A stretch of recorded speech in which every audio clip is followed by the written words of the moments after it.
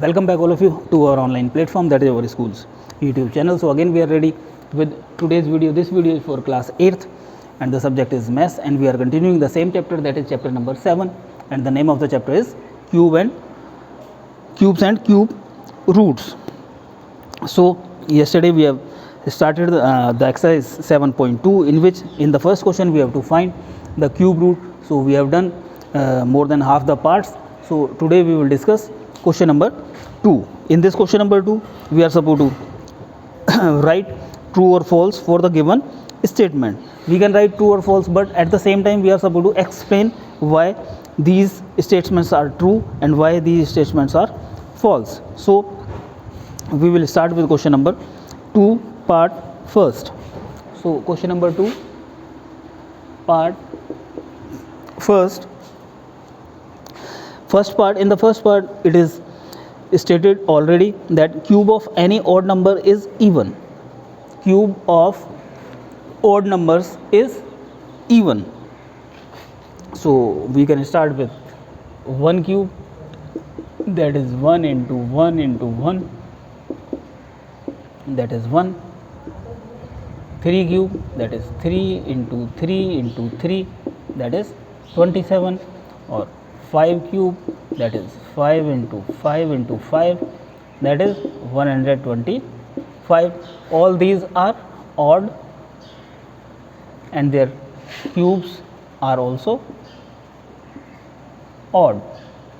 So the first part is false. It states first part, cube of any odd number is even. No, the cube of the odd numbers is odd, so that is false. So now we will see that the second statement, what is given in the second statement.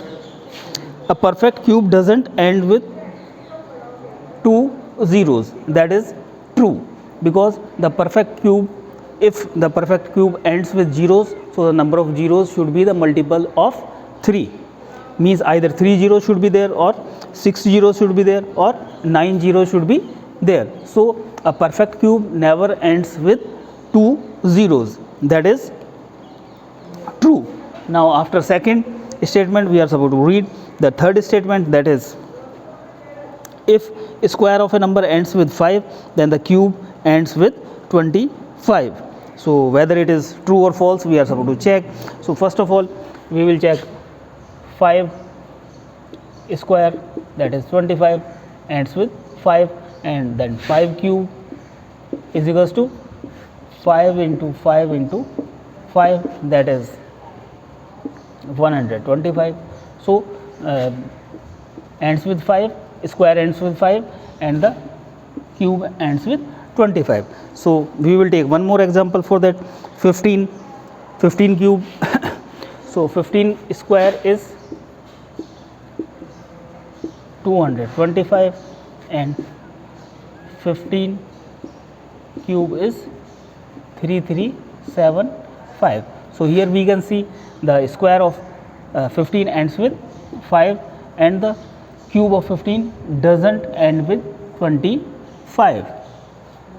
So our statement was, if the square number ends with 5, the cube ends with 25. That is false, because here the square ends with 5 and the cube ends with 75. So that's why the third statement is false.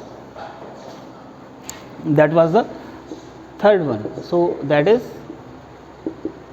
false. Why it is false we have explained already. Now after that we will see the statement given in the fourth part.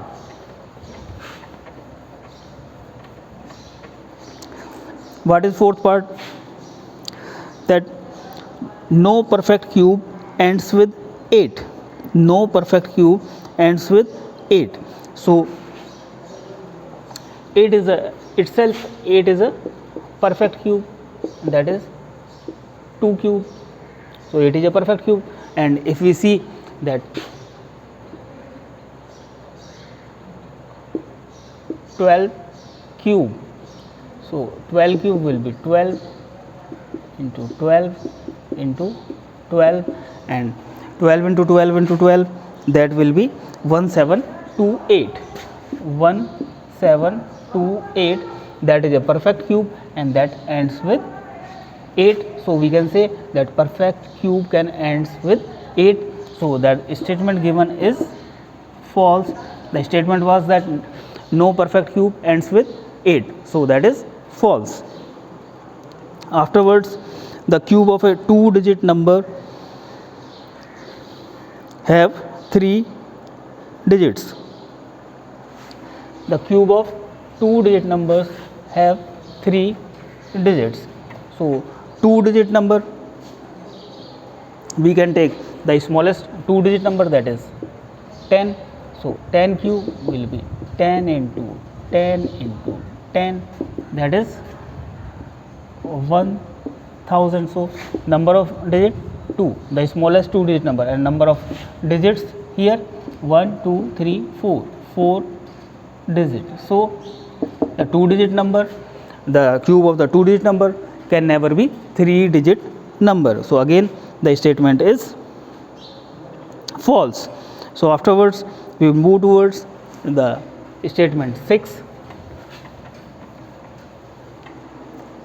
that is the cube of 2-digit number may have 7 or more digits. The cube of 2-digit number, so we can take the largest 2-digit number, that is 99, and that cube will be 99 into 99 into 99, and that will be 970,299. 970,299 means if you multiply 99 3 times, then we will get 970,299. So this is the largest 2-digit number, largest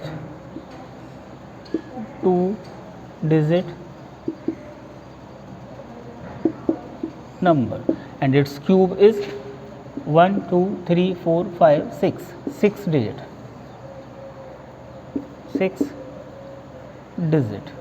So the cube of 2-digit number can never have 7 digits in the cube.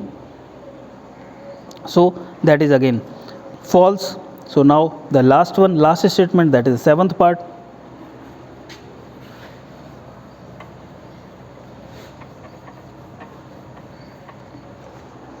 And the 7th part, the statement is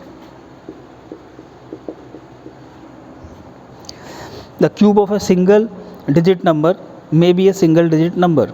Yes, single digit number 1 cube is equals to 1, 2 cube is equals to 8, 3 cube is 27, but a single digit number, these are also single digit number and their cube are single digit number, that's why the statement is true. So the statement is true. Afterwards we will see question number 3.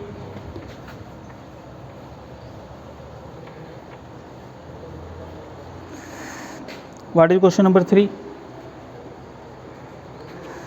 In this it is given, you are told that 1331 is a perfect cube. Can you guess without factorizing what is its cube root? So we have to find the cube root of 1331. Cube root, as the number ends with 1, so the ones place will be 1. And what about the tens place? So for the tens place we will see that 10 cube is equals to 1001. So that is more than that, and we are supposed to have the units place 1. So the answer will be 11. That is the estimation. We are supposed to estimate, we are supposed to think that what can be the number, because according to a question we are not supposed to use the prime factorization method for that. So as the perfect cube ends with 1, so the ones place will be 1. As this is more than 1000, so 10 cube is 1000, and after 10 there comes 11. So sorry, so that will be the cube of 11. At the same time, 1 or 2 more examples, 1 or 2 more numbers are given. The next one is 4913, that is 4913. 3. We are supposed to find the cube root of that the number ends with 3. So we know that 7 cube is equals to 7 into 7 into 7, that is 343. So a number ends with 3 and the units place will be 7. Now afterwards we are supposed to find the tens place number, and tens place number will be 1. And if you, that is the estimation only. When you multiply 17 into 17 into 17, you will get 4913, because we have to consider the ones place. Ones place is 3. How we can get 3? 3 we can get when the units place is 7. 7 into 7 into 7, that ends with 3. That's why we have taken the ones place 7 and then estimation 1.